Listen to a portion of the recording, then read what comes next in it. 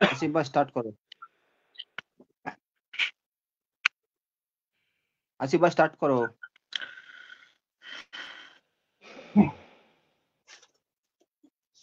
Welcome to Eva TV. আজকে আমরা নতুন একটা লাইভ আড্ডা নিয়ে চলে আসলাম। আমাদের মধ্যে আজকে আমরা পেয়ে গেছি আমাদের সবার পরিচিত, আমাদের সবার প্রিয় সাহেব দা। খেপ ফুটবলের অন্যতম একটা সেরা দল এই মুহূর্তে সারা পশ্চিম বাংলা জুড়ে, যার অগণিত ফ্যান ফলোয়ার ভক্তকুল সেই সাহেব দা। তার দলের নাম হচ্ছে SB11 মেদিনীপুর। সাহেব দার সঙ্গে আলোচনা হবে। আমার সঙ্গে আছেন আসিফ ভাই, তিনি একজন স্টুডেন্ট। তো সাহেব দাকে প্রথমে আমরা আমাদের ছোট্ট চ্যানেলের পক্ষ থেকে ওয়েলকাম জানাই সাহেব দা। Thank you Babul. Thank you Asif ভাই। হুম। দুজনকে ধন্যবাদ যে থ্যাংক ইউ। তুমি আজকে আমাকে তোমাদের ভালো লাইভে আছি। ডেকেছো। ভালো আছো তো দুজনেই? আসিফ ভাই, হ্যাঁ ভালো আছি দাদা, ভালো আছি। তো আচ্ছা, সাহেবদার বাড়ি হচ্ছে মেদিনীপুর। তো SB11 এই মুহূর্তে খেপ ফুটবলের একটা ব্র্যান্ড বলা যেতে পারে। তো আসিফ ভাই, প্রথম কোশ্চেন রাখতে পারো সাহেবদার উদ্দেশ্যে। আগে কি কোশ্চেন রাখতে পারো তুমি আসিফ ভাই? বলো তোমাদের প্রশ্ন শুনি। আসিফ শুনতে পাচ্ছো? তো আসিফ ভাইয়ের ইন্টারনেট সমস্যা, শুনতে পাচ্ছে না। যাই হোক, সাহেবদা SB11 নামকরণটা কি কারণে যদি প্রথমে আপনি বলেন। SB11 অ্যাকচুয়ালি আমার যত বিজনেস বলো, যত ফার্ম বলো, সবই SB11। আমি যে ভগবানে বিশ্বাস করি, যে আমার গুরুদেব, তার নামের যে অক্ষর, তার সেই দিয়ে আমার হচ্ছে SB11। আমার গুরুদেবের নাম এবং আমার ভগবানের নাম দিয়ে SB11 হয়েছে। আমার বিজনেস ফার্মের নামও SB এন্টারপ্রাইজ। তো আমার আমার যাই আমার সাথে জড়িত মোটামুটি সবকিছুই SB দিয়েই শুরু করি আমি। সেই হিসেবে একেবারে SB। সাহেবদা, আপনার, হ্যাঁ, আপনার প্রপারলি অ্যাড্রেসটা অনেকেই একবার যদি অনেকেই আপনি জানে বলেন। SB11 আমরা তো মানে, জানি। SB মানে হচ্ছে দাঁড়াও এক মিনিট। অনেকের ধারণা SB মানে হচ্ছে সাহেব একাদশ, মানে আমার নিজের নাম হ্যাঁ, হ্যাঁ, অনুযায়ী আমি SB দিয়েছি। কিন্তু না, এটা না। আমার গুরুদেবের নাম হের এ দিয়েই আমি আমার SB নামটা দিয়েছি। তো আসিফ ভাই, তুমি কোশ্চেন রাখতে পারো আসিফ ভাই। একদমই। আমাদের প্রোগ্রামে সাহেবদা রয়েছে, যারা খেপের ফুটবল ফলো করে প্রত্যেকেই জানে বা জানেন যে সাহেবদা অর্থাৎ SB11 মেদিনীপুর, সাহেব আগরওয়াল একটা অত্যন্ত পরিচিত নাম। দাদা, আপনি যে টিমটা মূলত করেছেন, অনেক বন্ডিং লাগে এরকম একটা টিম তৈরি করতে গেলে, অনেক পরিশ্রম। তো দীর্ঘদিন ধরে এই জগতে রয়েছেন। তো অ্যাজ এ ফুটবল কর্মকর্তা হিসেবে তিনটে দিক আপনার কাছ থেকে জেনে নেবো, যে কোন তিনটে দিক ভালো থাকলে একটা ফুটবল টিম তৈরি করা যায় সাহেবদা। তিনটে দিক, তিনটে দিক এর মধ্যে প্রথম তো বলবো হচ্ছে আপনার অবজারভেশন। অবজারভেশন পাওয়ার লাগবে প্রথম।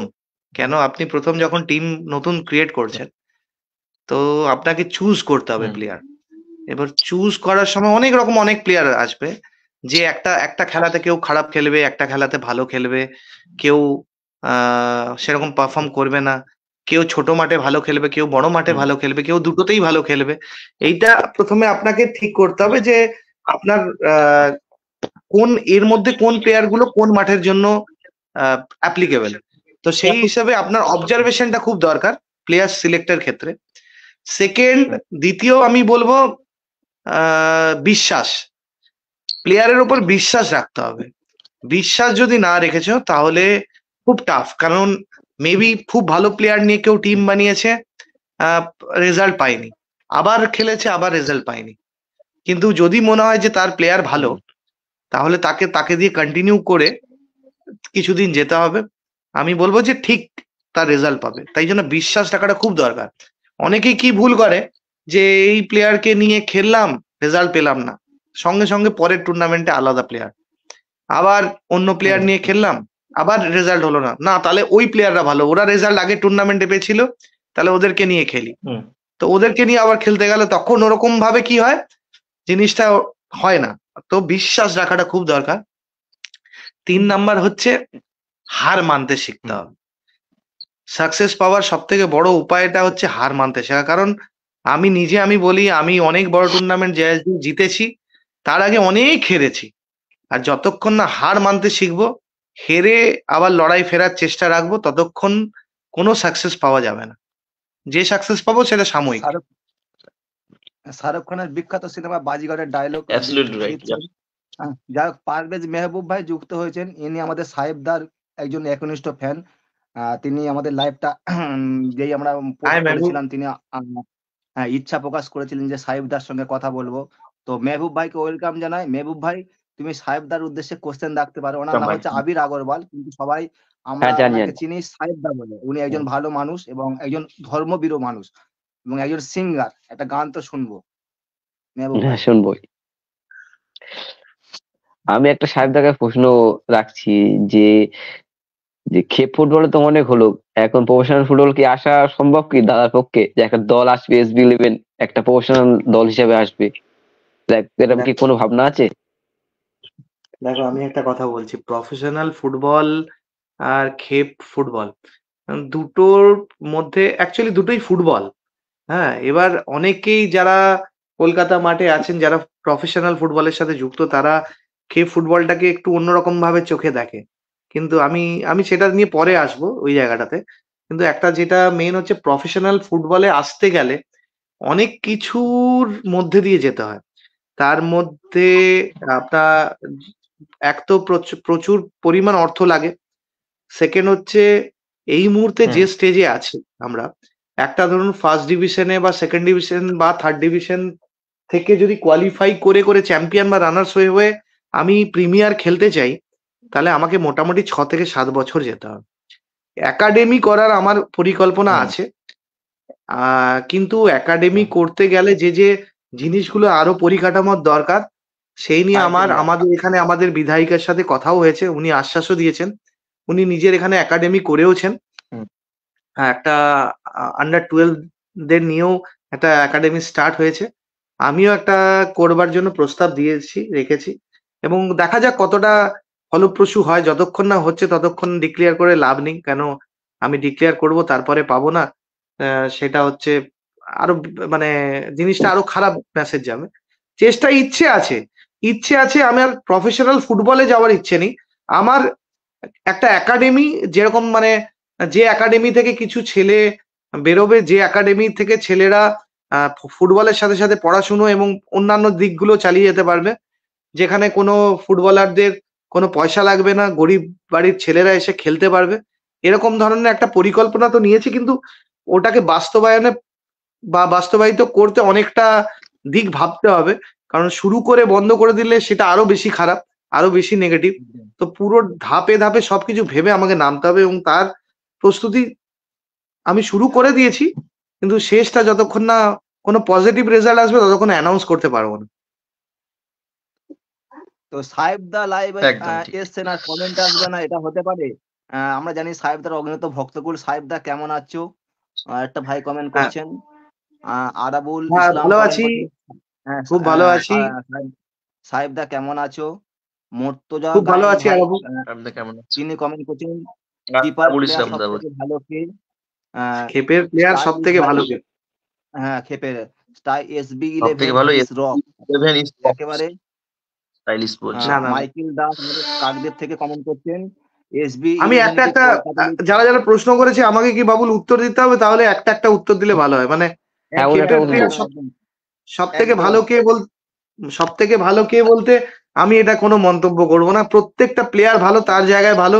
প্রত্যেকটা প্লেয়ার যে পজিশনে খেলে সেই হিসেবে ভালো। প্রত্যেকটা প্লেয়ারদের আলাদা মাঠ আছে। কেউ বড় মাঠে খুব ভালো, ছোট মাঠটা অত খেলে না। কেউ ছোট মাঠটায় খুব ভালো, বড় মাঠটা অতটা খেলে না। কিন্তু প্রত্যেকটা প্লেয়ার সে তার জায়গায় সেরা। আমি আমার চোখে অনেক অনেক ভালো প্লেয়ার দেখেছি এই মাঠ থেকে, খেপের মাঠ থেকে উঠে গেছে। তাই এই মুহূর্তে সেরা আমি কেউ বলবো না, সবাই আমার চোখে সেরা। প্রত্যেকটা টিমের প্রত্যেকটা প্লেয়ার সেরা যারা খেলছে। দাদা একটা গুরুত্বপূর্ণ কোশ্চেন এসে মাইকেল দাস, এনার বাড়ি হচ্ছে কাকদ্বীপ। তিনি কমেন্ট করেছেন SB11 কি কলকাতা লিগে খেলবে কোনোদিন? দাদা তো বলে দিয়েছে ইচ্ছে আছে, সত্যি ইচ্ছে আছে। প্রত্যেক বছর ভাবি, কিন্তু তার জন্য যে নর্মস গুলো আছে সেই নর্মসটা এতটাই কঠিন। মানে আমাকে কোয়ালিফাই হতে খেলতে এখনো সবাইকে ওয়েট করতে হবে, হয় 5-6 বছর ওয়েট করতে হবে মিনিমাম। তাতেও যদি আমি প্রত্যেক বছরই যে লিগগুলো খেলবো সেগুলো ধরে নিলাম চ্যাম্পিয়ন রানার্স হই, তবে এছাড়া আরেকটা উপায় আছে, আমাকে কোনো ক্লাবের সাথে অ্যাসোসিয়েট হতে হবে, যাতে কিন্তু শুধু SB11 নামটা থাকবে না। হয়তো আমি ABC একটা কোনো ক্লাব আছে, আমি নাম বললাম না, তার সাথে ABC SB11 থাকবে কিংবা SB11 ABC থাকবে। তো সেইভাবে হয়তো যদি দেখতে পারেন তাহলে সেইভাবে হয়তো আগামী 1-2 বছরের মধ্যে দেখতে পারেন। কারণ আমার লাস্টের আগের বছরই আমার এরকম একটা প্ল্যান ছিল, কিন্তু কোনো কারণে হয়ে ওঠেনি। কিন্তু হয় নেক্সট ইয়ার কিংবা তার পরের ইয়ারের মধ্যে SB11 কে হয়তো কলকাতা লিগে দেখতে পারেন কোনো ক্লাবের সাথে যুক্ত হয়ে। SB11 নাম নেই, ব্র্যান্ড হ্যাঁ, স্টাইলিস্ট ভাই বলছেন, কি বলবে দাদা? ব্র্যান্ড নাকি জানি না, তবে যা যতটুকু হয়েছে সব তোমাদের জন্য। তোমরা বানিয়েছো, এ বাবুলরা বানিয়েছে, আরো যে চ্যানেলগুলো আছে তারা বানিয়েছে এবং সবার ভালোবাসা বানিয়েছে। আমি হ্যাঁ, SB11 Medinipur my favourite team, দোয়া করি টিমটা আরো ভালো খেলে, জানো আরো এগিয়ে যায়। অসংখ্য কমেন্ট আসছে, তো থ্যাংক ইউ ভাই, so much, thank you so much. Asif ভাই, পরবর্তী কোশ্চেন দাদার উদ্দেশ্যে তুমি কি রাখবে? দাদা বিজি মানুষ, অনেকদিন ধরে আমি বলছিলাম, আজকে সময় দিয়েছে। নেক্সট কোশ্চেন দাদার উদ্দেশ্যে যেটা রাখবো, সাহেব দা, আমরা জানি ফুটবলটা হচ্ছে বিশেষত একটা খুব আনপ্রেডিক্টেড গেম স্পোর্টস দুনিয়ার মধ্যে। এখানে আজকে কেউ রাজা তো কালকে কেউ আবার ডাউন। সেখানে আরো খেপের ফুটবলে তো আপস অ্যান্ড ডাউন প্রচন্ড ভাবে হয়। তো সেখানে তোমার টিম যখন হচ্ছে ভালো রেজাল্ট করে অ্যাজ এ কর্মকর্তা, অ্যাজ এ টিমের ওনার খুবই ভালো লাগবে, এটা স্বাভাবিক। কিন্তু যখন হেরে যাও, ঠিক আছে, পরপর ব্যাক টু ব্যাক কয়েকটা টুর্নামেন্ট হেরে গেলে তখন যে মোটিভেশনের অভাবটা হয়, এই জন্য কি আলাদা করে মোটিভেশন প্র্যাকটিস করতে হয় না কি? মানে তুমি করো এটার জন্য, এটা যদি দর্শকদেরকে আমাদের জানি না, এটা হয়তো মানে কিছুটা হয়তো ভগবান দিয়েছে এই ক্ষমতাটা সহ্য করা। আমি সিরিয়াসলি আমি এক একটা সিজন গেছে আমি অনেক হেরেছি, হারি, এখন স্টিল হারছি।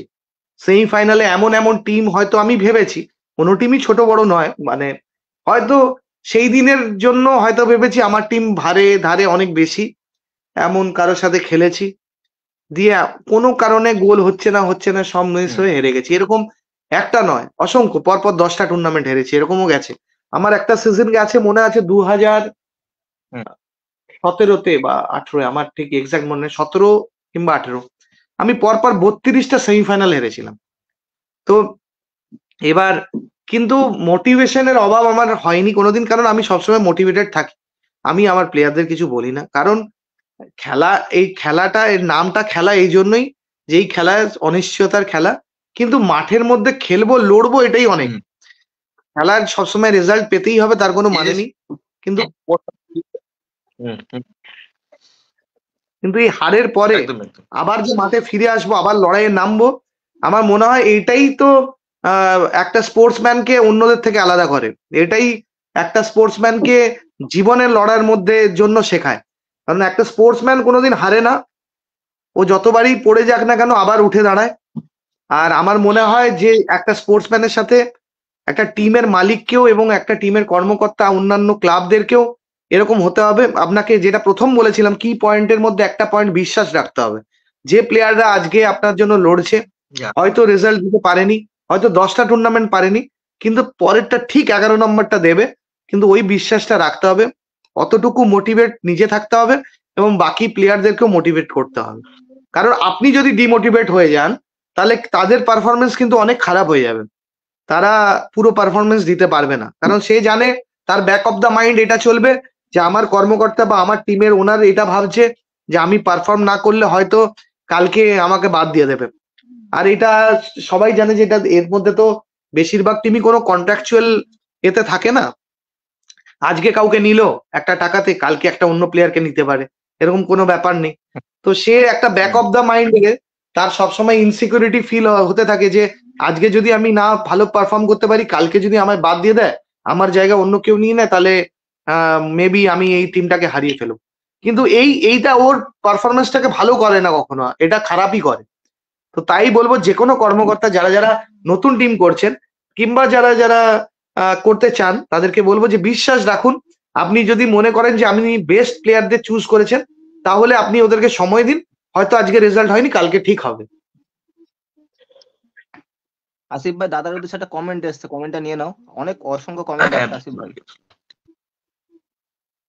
কমেন্ট নিয়ে নিই। বাবু প্রিন্স বলে একজন ভাই কমেন্ট করছে, দাদা আমি মোহামেডান জুনিয়রে খেলতাম, চোটের জন্য খেলতে পারিনি। সাহেব দা আমি তোমার প্রতিটা আচ্ছা প্রতিভা, তোমার আই পজিটিভ মাইন্ডসেট দেখে এটা সাফল্য হোক আমি চাই। স্পেশালি থ্যাঙ্কস সাহেব দা। আচ্ছা, একজন ভাই কমেন্ট করছে, উনি খেলতো একটা সময় মোহামেডান জুনিয়রে বলছে। তারপরে ভাই আচ্ছা, কমেন্ট আমি নিলাম। তো আমি সাহেবদের কাছে যাবো। কি কমেন্ট, এই কমেন্টের পার্সপেক্টিভে কি বলবে দাদা তুমি? না, অত্যন্ত দুঃখজনক যে ওর চোটের জন্য কন্টিনিউ করতে পারেনি। তবে এইটুকু বলবো, ছবি দেখে মনে হলো না ওর খুব বেশি বয়স। যদি পারো চোট সারিয়ে এসে মাঠে ফেরার চেষ্টা করো। অনেক প্লেয়ার আছে আমার টিমে, অমিত চক্রবর্তী আছে, লিগামেন্ট অপারেশন করে 1 মাস 1.5 মাসের মধ্যে রিকভারি করে এসেছে। আসিফ এসেছে, আমাদের সবাই এরা মানে মেবি 2 মাস 3 মাসের মধ্যে রিকভারি করে এসেছে। সোনা সর্দারের একটা বড় ইনজুরি হয়েছিল, তারপরে ও রিকভারি করে এসেছে। আবার ইনজুরি হয়েছে, আবারও রিকভারি করবে। তো তোমাকেও বলবো যে চেষ্টা করো। আর থ্যাংক ইউ, তুমি যে আমাকে এই সব কমেন্ট করলে, আমার পাশে আছো, থ্যাংক ইউ। হয়তো দেখা হবে মাঠে গেলে। ক্যানিং এর যে টুর্নামেন্টটা, ওটা আগামী 23 তারিখ থেকে অনুষ্ঠিত হবে। আগের বছরের চ্যাম্পিয়ন টিম SB11, এবছরে কোনো কারণে SB11 চান্স পায়নি। সেটা নিয়ে কিন্তু আমরা বিভিন্ন সোশ্যাল যারা ফুটবল কভারেজ করে আমরা ভিডিও দেখেছি, আতিকুলের চ্যানেলে দেখেছি, এবং তুমিও লাইভ করেছিলে। সেই কমেন্টটা এসে সবচেয়ে দুঃখের কথা, ক্যানিং এর মাঠে আগের বছরের team champion team SB11 Medinipur এবছর কেন চান্স পেল না? ক্যানিং মাঠে তোমাকে মিস করবো। দাদা একটু বলবে কেন? ওটা আভ্যন্তরীণ বিষয়, সাহেবদা ভালোই জানে, সাহেবদা বলবে। না না, এইটা বারবার বলেছি, একটা বললে খারাপও লাগে। আমার অ্যাকচুয়ালি কোনো রকম ব্যক্তিগত কোনো মানুষকে বারবার হিট করার ইচ্ছে নেই। তবে এইটা বলবো যে দেখুন, এই খেলার মাঠ মানে খেলার মাঠে এজেন্ট থাকবে। যারা এজেন্টের থ্রু দিয়ে অনেক ভালো কাজ হয়, অনেক খারাপ, প্রত্যেকটা জিনিসেই একটা ভালো খারাপ হয়। তো যারা প্লেয়ার দিচ্ছে বা এজেন্টের থ্রু দিয়ে অনেক প্লেয়াররা বড় টিমে খেলার স্বপ্ন দেখে, চান্স পায়। কিন্তু এতে আবার কিছু কিছু খারাপ আছে, যে সব এজেন্টরা এই সব টাকার বিনিময়, টাকা তো সবাই কামাতে গেছে, বাট অন্যায়ভাবে টাকা কামাবার জন্য তারা নিজেদের মানে মিনিমাম, মানে কি বলবো, মূল্যবোধটুকু তারা বিক্রি করে দেয়। তারা জানে না যে তার ফলস্বরূপ উপরওয়ালা যদি থাকে, তার ফলটা খুব একটা ভালো হবে না। কারণ যাদের সাথে সম্পর্ক ভালো তারাই এরকম ভাবে করে দিয়ে বেরিয়ে যাবে। একটা টিমকে শুধুমাত্র টাকার বিনিময়ে অন্য টিমকে ওখানে ঢুকিয়ে দিয়ে তাদের নিজেদের স্বার্থ চরিতার্থ করতে চেষ্টা করবে। তো এই ধরনের লোকের থেকে একটু ফুটবল মাঠে অন্যান্য কর্মকর্তাদেরকে বলবো বেঁচে থাকুন। কারণ আগামী দিনে যদি ফুটবলকে বাঁচাতে হয়, যদি ফুটবলের মধ্যে মানুষের মূল্যবোধকে বাড়িয়ে তুলতে হয়, তাহলে এই ধরনের মানুষকে একটু দূরে রাখতে হবে। কি জন্য বাদ গেছে সেটা নিয়ে আর বেশি বিস্তারিত বললাম না, অনেক। একেবারে। হ্যাঁ, তো সাহেবদা, আমি 24 পরগনা থাকি, আর তুমি থাকো সম্ভবত পূর্ব পশ্চিম মেদিনীপুর। এটা, হ্যাঁ, ওই আমাদের সাইডে ছোট বলটা, যেটাকে মিনি ফুটবল বলে বা পাওয়ার বল বলে, প্রচুর গেম হয়।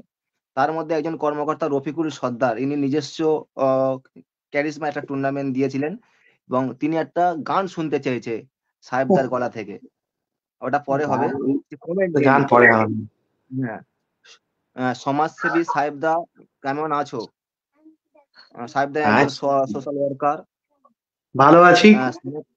সানাই বিশ্বাস, আই লাভ। সানাই বিশ্বাস হচ্ছে আমাদের এখানকার প্লেয়ার এবং আমার SB11-এরই প্লেয়ার একজন। এইখানকার পশ্চিম মেদিনীপুর জঙ্গলমহলের one of the best player বলতে পারি, one of the best striker. ওকে কোনোদিন সুযোগ হলে কলকাতা মাঠের দিকে নিয়ে যাব। কোনোদিন ওর হয় না, কোনোদিন আমার হয় না, কিন্তু ও ক্যানিং এ খেলেছে আগের বার, আমার উইং আপে খেলেছে একটা উইং। তোমরা অনেকে যদি দেখো তাহলে আজিজ খুঁজে মোল্লা পাবে। বলেছেন সাহেব দা একটা সং হোক, অবশ্যই হবে। তো মেহবুব ভাই অনেকক্ষণ ধরে চুপচাপ বসে আছে। মেহবুব দা, তুমি পরবর্তী কোশ্চেন দাদার উদ্দেশ্যে রাখতে পারো। হ্যাঁ, বলো বলো কোশ্চেন। সাহেবদার উদ্দেশ্যে একটা কথা বলি যে আমাদের খেপ মাঠে এত দর্শক, মানে দর্শকে টিকিট কেটে দর্শক আছে এত, কিন্তু আমাদের কলকাতা লিগ বা আই লিগ বা আইএসএল হোক, কিছু দল ছাড়া অন্য কোনো দল মানে মাঠে দর্শক হচ্ছে না, মানে অন্য টিমের হয়ে। সেটা আমার মনে হয় দর্শকের প্রবলেম হচ্ছে নাকি কর্মকর্তার প্রবলেম হচ্ছে, কি কারণে এটা হচ্ছে যে খেপ মাঠে হাজার হাজার দর্শক টিকিট দিয়ে যাচ্ছে, কিন্তু এত বড় টুর্নামেন্ট এত সেখানে দর্শক যাচ্ছে না কিছু দল ছাড়া। এর কারণটা এই একটা তো হবেই। আপনার মনে হয় কি কারণে, কারণটা কি? এইটা আমি বলবো যে আহ, এতে দু তিনটে দিক দেখতে হবে। এক, আমি কলকাতার আমাদের, দেখো একটা একটা জিনিস, ক্রিকেট আর ফুটবলকে আমাদের দেশে কিন্তু দুটো বিভিন্ন স্থানে বসানো আছে। একটা ক্রিকেট টুর্নামেন্ট অর্গানাইজের আগে তোমরা দেখবে যেভাবে স্পন্সররা এগিয়ে আসে, ফুটবলকে আসে না। আহ, আহ, তারা ফুটবল একটা টুর্নামেন্ট যখন হয় যে কোনো মানে ন্যাশনাল লেভেল বা যে কলকাতা লিগের কথা বলছি, কটা বড় স্পন্সর আসে তোমরা খুঁজে দেখবে, তোমরা পাবে না। তো আমি প্রথমত তাদের কাছে অনুরোধ করব যে যদি ফুটবলকে বাঁচাতে হয়, এগিয়ে নিয়ে যেতে হয়, তাহলে এইসব স্পন্সরকে নিয়ে আসতে হবে। আরো কিছু জমজমাট ভাবে এই ফুটবল টুর্নামেন্ট গুলো অর্গানাইজ করতে হবে। আর তার সাথে সাথে সব থেকে বড় দায়িত্ব এই যে লোকের ভিড়টা নিয়ে, সেটা হচ্ছে ক্লাবগুলো যারা খেলছে না, তাদেরকে নিজস্ব একটা ফ্যান বেস বানাতে হবে। মানে ধরো একটা, আমি নাম বলবো না, নাম বললে এখন তারা বলবে, ধরো একটা, আমি SB11 কে দিয়েই বললাম। SB11 একটা কলকাতা মাঠে খেলছে, হঠাৎ করে সে শুধু কলকাতা লিগ খেলে চলে বেরিয়ে গেল, সে তার সাথে আবেগ কারো জোড়ালো না, তাই জন্য ওই টিমের হয়ে কেউ যাবেও না গলা ফাটাতে। যদি সারা বছর ধরে তারা একটা ফ্যান বেস বানায়, তাহলে কিন্তু ঠিক তাদের সাথে জড়িত যারা, যেমন আমার SB11 এর খেলা হলে SB11 কে যারা ভালোবাসে তারা কিন্তু ঠিক দেখে, ছোট খেলা হোক বড় খেলা হোক, তারা লাইভের পর্দায় যে কোনো জায়গায় দেখে তারা দেখে যে আমার রেজাল্ট কি হলো, টিমের রেজাল্ট কি হলো। বা মোহামেডান স্পোর্টিং কে যারা ভালোবাসে, যারা ইস্ট বেঙ্গলকে ভালোবাসে, যারা মোহনবাগানকে ভালোবাসে, প্রত্যেকটা জায়গায় তাদের কিন্তু ফ্যান ক্লাব আছে, ফ্যান বেস আছে, যেটা থেকে সারা বছর কিন্তু তারা ক্লাবের সাথে জড়িয়ে থাকে, ক্লাব তাদের সাথে জড়িয়ে থাকে, যার ফলে একটা কোথাও না কোথাও কানেকশন থাকে যে হ্যাঁ এটা আমার ক্লাব। কিন্তু বাকি যে ক্লাবগুলো বাদ দিয়ে খেলে, তারা ফুটবলে ঠিক আছে, নামই ক্লাব ফুটবলে খেলছে ঠিক আছে, কিন্তু কোথাও না কোথাও দর্শকদের সাথে বা তাদের কোনো নিজস্ব ফ্যান বেস তারা এখনো পর্যন্ত কিন্তু গড়ে তুলতে পারেনি, যেটার কারণে কিন্তু মাঠে একটা অ্যাবসেন্স, মানে এর মানে এই যে যেটা দর্শকের এত কম দর্শক সেটা দেখা যায়। আর তার সাথে সাথে আমি বলবো বাবুল, যে কলকাতা মাঠে যে অনেকে, একটু আগে আমি ভাবছিলাম, তখনই উত্তরটা দেব, তারপরে আমি ভাবলাম না থাক পরেই বলবো, যে কলকাতা মাঠে ফরেনার অফ করে দিয়েছে। ওই এটা বিষয়ে নিয়ে, আসবো, আমরা ওই বিষয়ে আসবো, ওই হ্যাঁ বিষয়ে হ্যাঁ আসবো। ঠিক আছে, তাহলে আমি এটাই বলবো যে সেটা আসবে, তাহলে আমি তখন উত্তর দেব। ফ্যান বেসটা খুব দরকার নিজস্ব, এবং যারা যারা আছেন, যারা যারা আমাদের দেশের, যারা দেশ চালাচ্ছেন, তাদেরকে বলবো যে আপনারা ক্রিকেটের সাথে সাথে ফুটবলের দিকেও নজর দিন।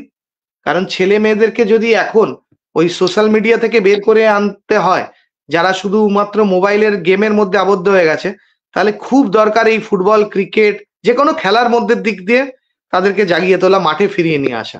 আর তার জন্য সমস্ত স্তরের মানুষকে উদ্যোগী হতে হবে। আমাদের শেখ আজহার উদ্দিন, আমার বন্ধু মাইন্ড টিউনার আজহার, আমার সাহেবদা ভালোই চেনে।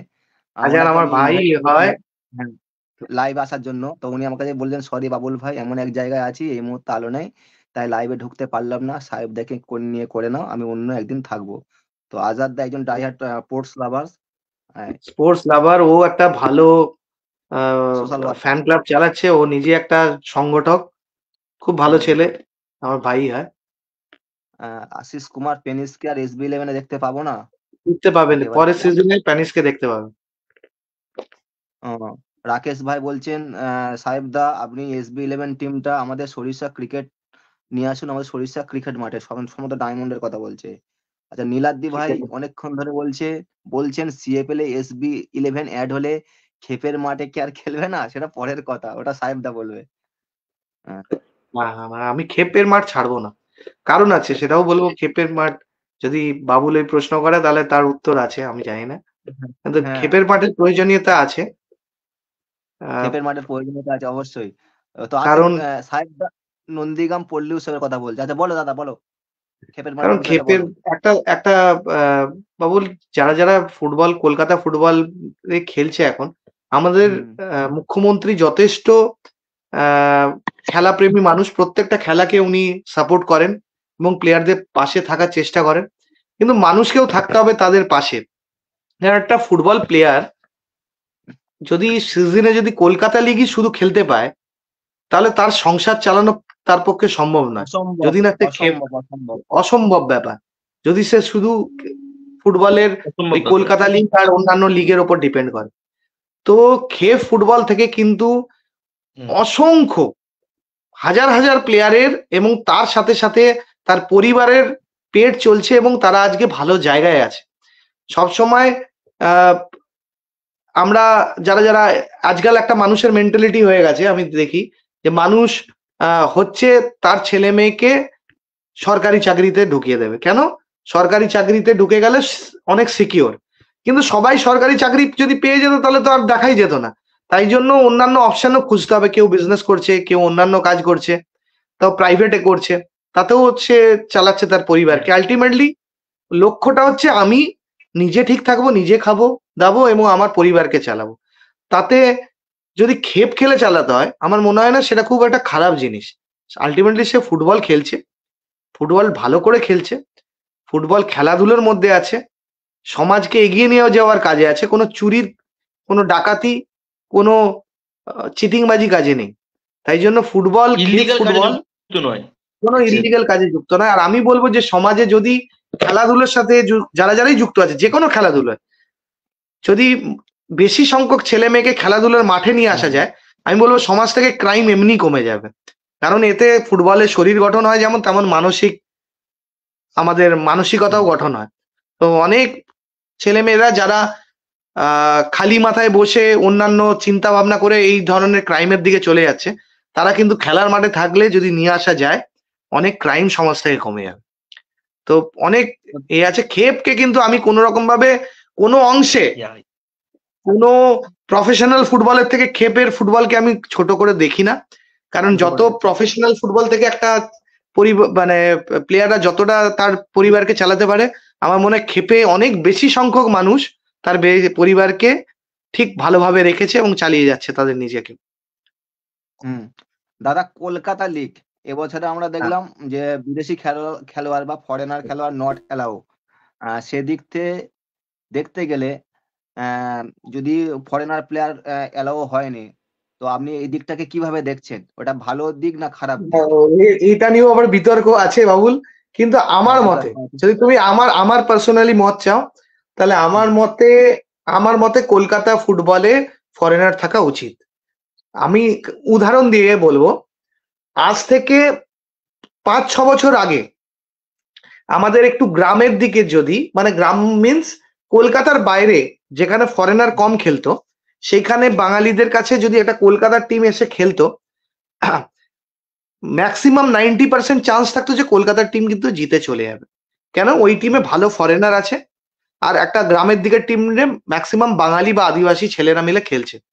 সেখানে আজকের ডেটে যখন ওই ফরেনাররা এই দিকে এসে খেলছে, গ্রামের দিকে মেদিনীপুর, ঝাড়গ্রাম, পুরুলিয়া, শালবনী, বাঁকুড়া, বিভিন্ন জায়গায় খেলছে, এখন আর কিন্তু গ্রামের কোনো প্লেয়ার ওই ফরেনারদেরকে ভয় পায় না।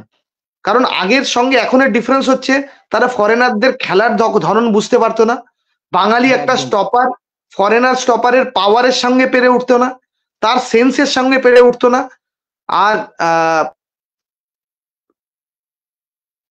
না, কিন্তু 5-6 বছর একসাথে খেলার পরে এখন যদি তোমরা দেখতে আসো এই দিকের ফুটবল, আমি বলবো একটা টিমে ফরেনার নিয়ে কেউ যদি টিম করেও, আর একটা দিকে বাঙালি পুরো আদিবাসী সেট কিংবা বাঙালি সেট এই দিকের সেট খেলে, তাও আমি বলতে পারবে না যে ফরেনার সেটটা বা ফরেনার টিমটা এদেরকে হারিয়ে চলে যাবে। কেন? এরা বুঝে গেছে যে ফরেনারদের কি রকম ধরনের খেলার স্টাইল, এদের পাওয়ার আগের থেকে অনেক বেশি বেড়ে গেছে। বাঙালি স্টপার একটা ফরেনার স্ট্রাইকারকে হ্যান্ডেল করে অনেক বেশি তার সেন্স এবং তার পাওয়ার অনেক বেশি বেড়ে যায়। তো এখন ওরা কিন্তু আর সেই লেভেলে ভয় পায় না। সেই জায়গায় দাঁড়িয়ে ইন্ডিয়ান ফুটবলকেও যদি কম্পিটিটিভ জায়গায় এগিয়ে নিয়ে যেতে হয়, তাহলে প্রাথমিক পর্যায়ে কিন্তু তাদেরকে ফরেনারদের সাথে লড়াতে হবে।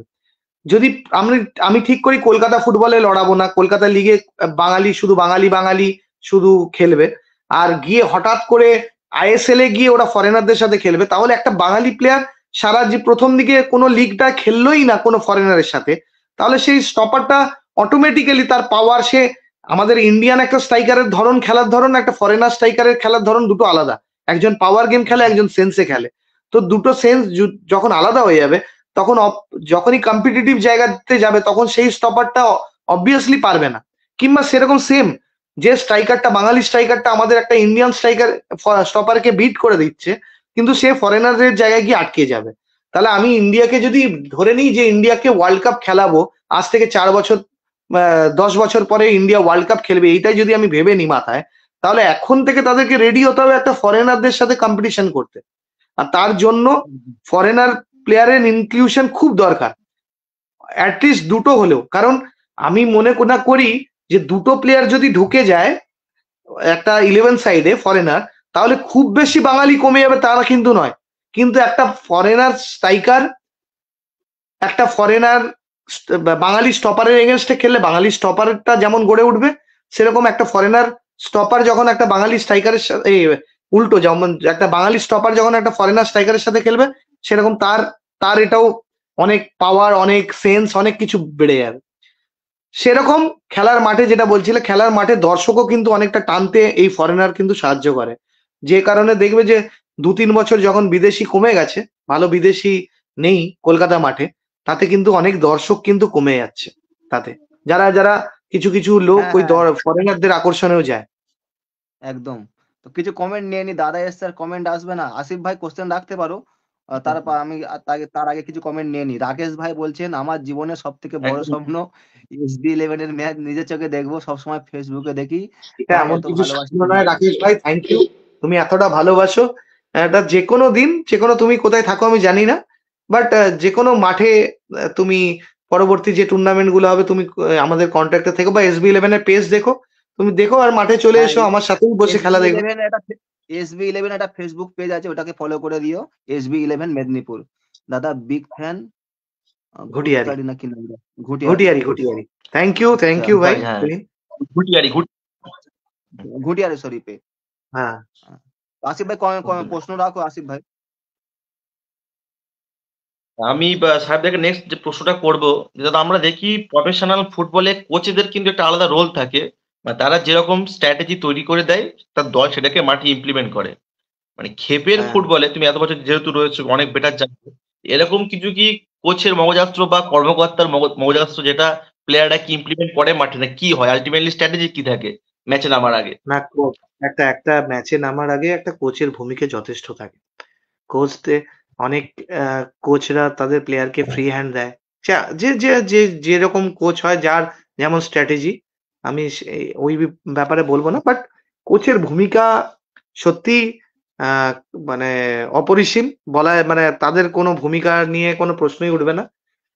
তাদের আমি অনেক কোচকে দেখেছি যারা হয়তো কোনো প্লেয়ার স্টার্ট করেছে সাইড ব্যাক দিয়ে, কিন্তু সে জানেই না যে সে সাইড ব্যাকের থেকে সে ভালো উইং হাফ, সে জানেই না যে সে তার উইং হাফের থেকে সে ভালো মাঝমাঠ।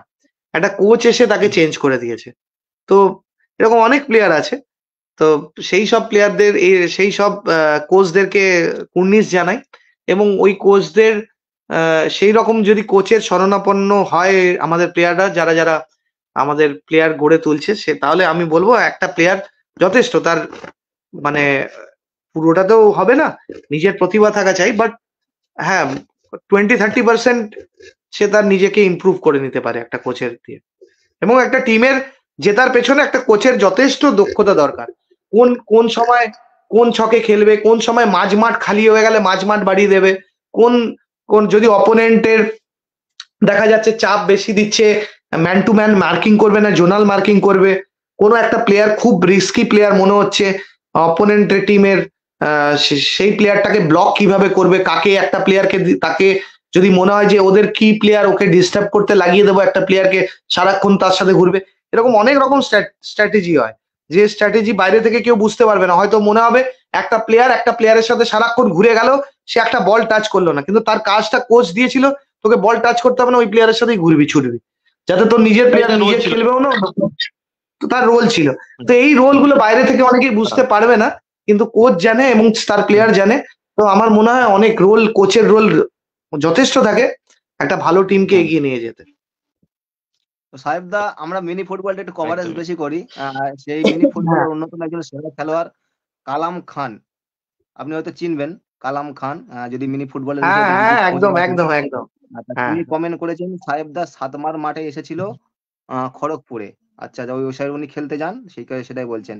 অঙ্কন ভাই বলছেন সামনের বছর অঙ্কুরহাটি পিজিএ মাঠে খেলা নাও দাদা, অবশ্যই। হ্যাঁ পিএজে মাঠে খেলানো দরকার। আসিফ ভাই, তুমি আচ্ছা, কমেন্ট গুলো নাও দাদার উদ্দেশ্যে, দাদা এক এক করে উত্তর দিক, দাদা ছোট্ট আমি করে আমি উত্তর দেবে, কমেন্ট গুলো নিচ্ছি, অসংখ্য তুমি কমেন্ট তো আছে। করো। আমি কমেন্টস দিচ্ছি। সৌমেন তিনি কমেন্ট করছেন, দাদা হ্যাঁ, তুমি নয়াগ্রাম আসিতে বা খেলবে। আচ্ছা, সাহেব দা ওস্টিয়া চিনতে মাঠ, পারছো? আমি ওস্টিয়া। শালবনি থেকে বলছি।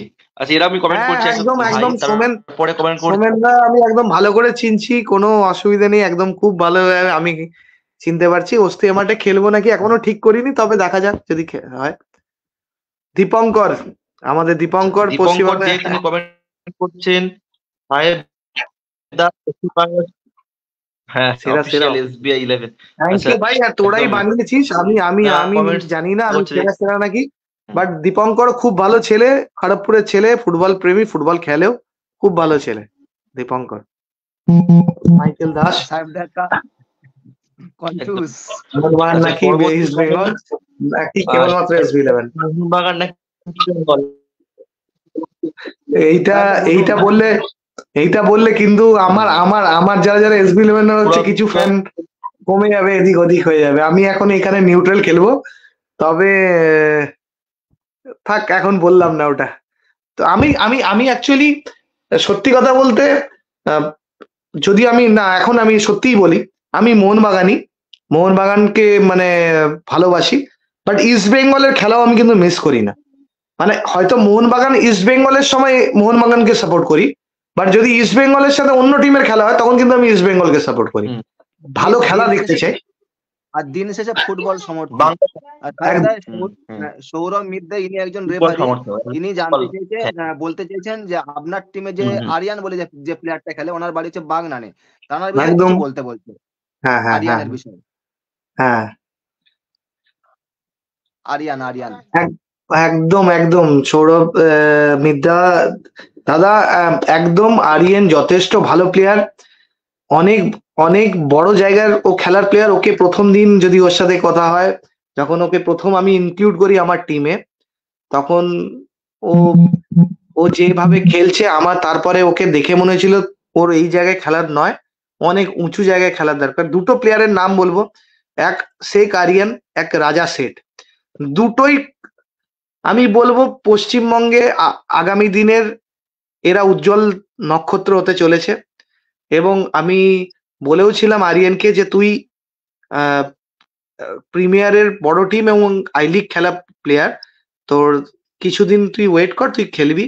সেম আমি রাজা শেঠের জন্য বলবো, দুজনেই সুপার ট্যালেন্টেড প্লেয়ার, ওদের খেয়াল অবশ্যই আমি রাখবো। তার সাথে সাথে যারা যারা আছে, যারা যারা যে জায়গায় খেলছে, এবং তোমরা সবাই মিলে তাদের খেয়াল রাখো। এরকম যে কোনো প্রতিভা যদি উঠে আসে, তাদের খেয়াল রাখার চেষ্টা করো। আমি আমার তরফ থেকে যতটুকু পারার আমি আমার ক্ষুদ্র ক্ষমতা দিয়ে আমি চেষ্টা করছি, বাকিটা উপরওয়ালা আর ওদের চেষ্টা। আচ্ছা, সোহেল রানা বলছেন এবার কুলতলি মাঠে আসবে তো 2,60,000 এবং 1.5 লক্ষ টাকা। আচ্ছা, দেখা যাক, অনেকগুলো খেলা ধরা আছে এবার, তার মাঝখানে যদি হয় নিশ্চয়ই যাব। যে দাদা জয়নগরে একটা আমাদের খেলা, মাঠে জয়নগরে একটা শোনো, আগেরই আসছে।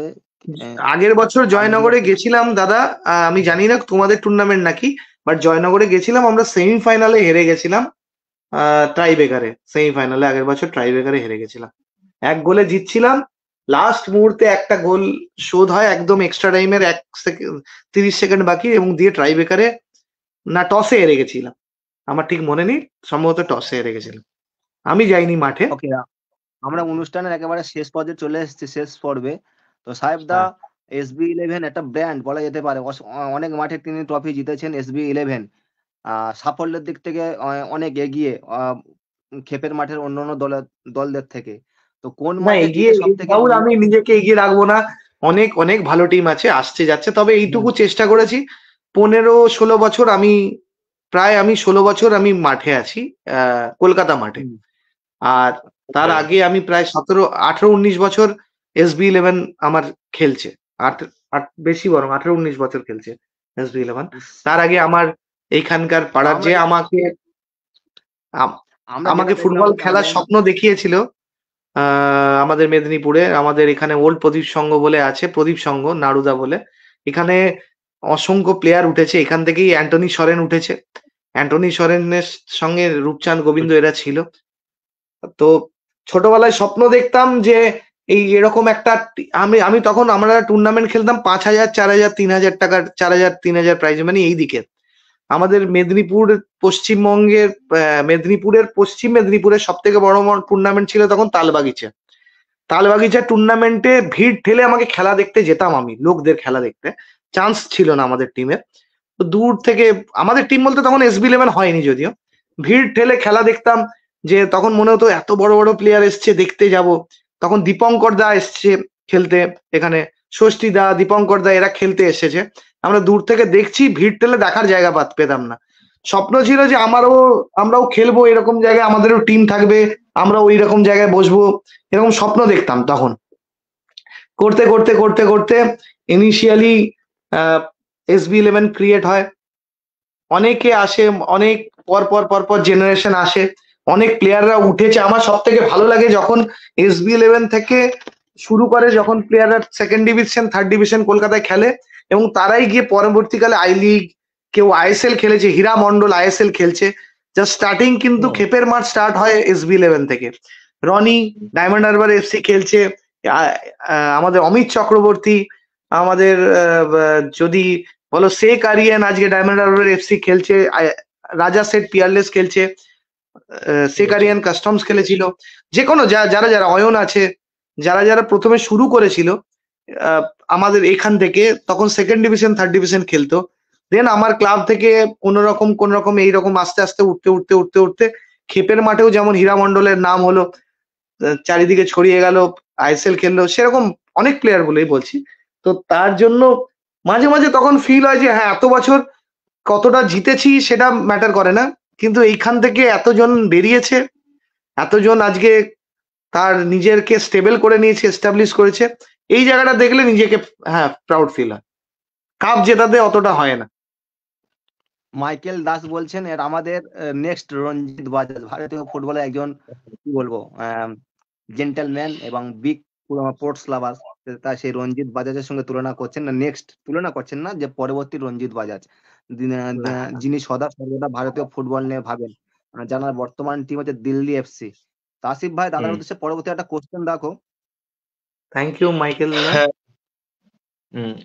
দাদার উদ্দেশ্যে নেক্সট কোশ্চেন, যেটা রেফারিংদের ভূমিকা আমরা দেখেছি ফুটবল ম্যাচে অত্যন্ত গুরুত্বপূর্ণ, বা একটা হচ্ছে মানে ভাইটাল মোমেন্ট ক্রিয়েট হয় প্রত্যেকটা ম্যাচে। তো তোমার দেখা বেস্ট রেফারিং, তুমি তো অনেক মাঠে গিয়েছো, অনেক টুর্নামেন্ট খেলেছো, একটা মাঠ জানতে চাইবো যে তোমার খুব ভালো লেগেছে অল ওভার প্রত্যেকটা ম্যাচই, মানে অফিসিয়ালদের খেলানো, এরকম একটা যদি মাঠের কথা বলো। এই তো আবার এই বিতর্কিত প্রশ্ন, এখন আমাকে খেলা ঘরে থাকতে হবে এখানে, বলা যায় না, ওটা বলা যায় না। কাকে বলবো?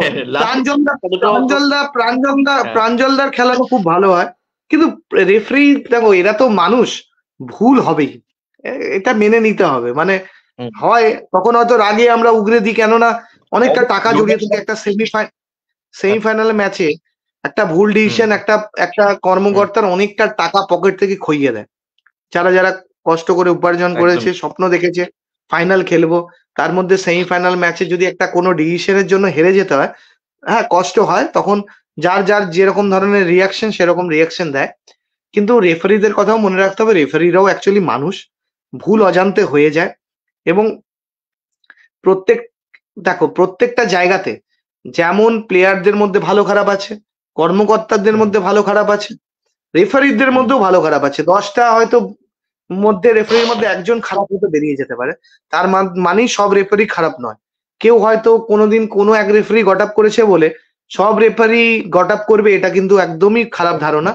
এমনি হতেই পারে একদম। যে কোনো রেফারি একটা ভুল ডিসিশন দিল, যার দরুন কোন একটা টিম হেরে গেল, তার মানেই যে ওই রেফারি গট আপ, এগুলো ঠিক কমেন্ট নয়।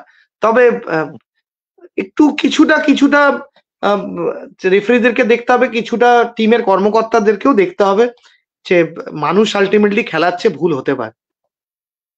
এবং তার জায়গায় যদি সেরকম ভাইটাল সব হয় বড় বড় টুর্নামেন্টে, আমি বলবো যেমন আজকে একটা খুব এক্ষুনি আমি লাইভে আসতে আমার দেরি হওয়ার কারণটাই হচ্ছে যে যোগী বটতলাতে একটা খেলা হচ্ছে, যেখানে ST11 এর সাথে ST11 এর খেলা চলছিল। এক্ষুনি আমি লাইভটা আসতে দেরি হলো ওই কারণেই, একটা হ্যান্ডবল নিয়ে বিতর্ক হলো এক্ষুনি, যে দু দলের কর্মকর্তা নেমেছে, পাবলিক ঢুকে গেছে, গন্ডগোল হওয়াতে টিভি লাস্টে স্ক্রিনে দেখে ডিসিশন দিল ওটা হচ্ছে পেনাল্টি। তো VAR যদি এখন হয়েছে, এখন যদি বড় টুর্নামেন্টে এতজন ইউটিউবাররা যাচ্ছে খেলা দেখাতে, আমি বলবো যদি এরকম বিতর্কিত কোনো সময় হয়, তাহলে আমাদের যেন আমাদের যারা কমিটি খেলাচ্ছে তারা যেন এরকম VAR এর মাধ্যমে ভাইটাল ডিসিশন, যদি সেমিফাইনাল হয় বা কোনো একটা খেলা 2-2 চলছে, সেই মুহূর্তে এরকম কোনো ডিসিশন হলো, তাহলে আমার মনে হয় এই VAR দিয়ে যদি যতটা এরারকে কমিয়ে দেওয়া যায়, চেষ্টা করা, রেকটিফাই করা যায় বা ওভারকাম করা যায়। একদম। দাদা গঙ্গাসাগর মন্ডল সুমন কমেন্ট করছেন, দাদা গঙ্গাসাগরে আমরা দেখি, আমি যাব না, এই কারণে যাব না, আগের বছর একটি টিমের হয়ে আমি টিম পাঠিয়েছিলাম, কোনো কারণে তারা প্রথম ম্যাচে ট্রাইব্রেকারে হেরে যায়, প্রথম ম্যাচে। তারপরে এটা গঙ্গাসাগরেরই টিম, তারপরে তিনি আমাদের প্লেয়ারকে এই আসছি বলে প্লেয়ারদেরকে দাঁড় করিয়ে চলে যায়, দিয়ে তাদের টাকা পয়সাও দেয় না, কিচ্ছু দেয় না। আমি অনেকদিন ধরে ভেবেছিলাম যেটা বলবো না, কিন্তু তারপরে আজকে আমি বলতে বাধ্য হলাম যে আমার প্লেয়াররা কোন টিমে খেলেছিল, আমি নাম বলবো না টিমের এখানে, আমার প্লেয়াররা গত বছরে গঙ্গাসাগরে কোন টিমে খেলেছিল, আমাদের গোলকিপার অয়ন কিংবা রাজা শেঠ এরা কোন টিমে খেলেছিল, যদি তোমরা দেখে নাও তোমরা জেনে যাবে। কোনো কারণে হেরে গেছিল, তারা চেয়েছিল ক্যানিং এর টিমটাই খেলবে, ক্যানিং এর টিমের মোটামুটি প্লেয়ারই গেছিল, তারা যে প্লেয়ার বলেছিল সেই প্লেয়ারই গেছিল, কোনো কারণে খেলার মাঠ গোল হয়নি, ট্রাইব্রেকারে হেরে যায়। তো সেইখানে যে কর্মকর্তা ওরকম করেছে, প্লেয়ারদেরকে দাঁড় করিয়ে রেখে টাকা দেয়নি, এবং সারা দিন তারা দাঁড়িয়ে থেকেছে এই দিচ্ছে বলে আর দেখা নেই। তো এই ধরনের ব্যবহারের জন্য হয়তো যাব না, হয়তো তাতে গঙ্গাসাগরের কমিটির কোনো মানে টুর্নামেন্ট কমিটির কোনো দোষ নেই, বাট গঙ্গাসাগরেরই একটা ক্লাব, যে ক্লাব করেছে, তার ধরুন আমি আর প্লেয়ারদেরকে ওখানে যাওয়ার জন্য আমার প্লেয়ারদেরকে রিকোয়েস্ট করবো। তো অনুষ্ঠানের শেষ লগ্নে একেবারে আমরা চলে এসেছি সাহেবদা। বারুইপুর, রাজমাঠ, ক্যানিং এবং অনেক মাঠ তুমি খেলেছো, সব থেকে ট্রফি জিতে বা টিম চ্যাম্পিয়ন হয়ে কোন মাঠে মনের মধ্যে সবথেকে বেশি তৃপ্তি বা আনন্দ হয়েছে? স্যাটিসফ্যাকশনটা একদম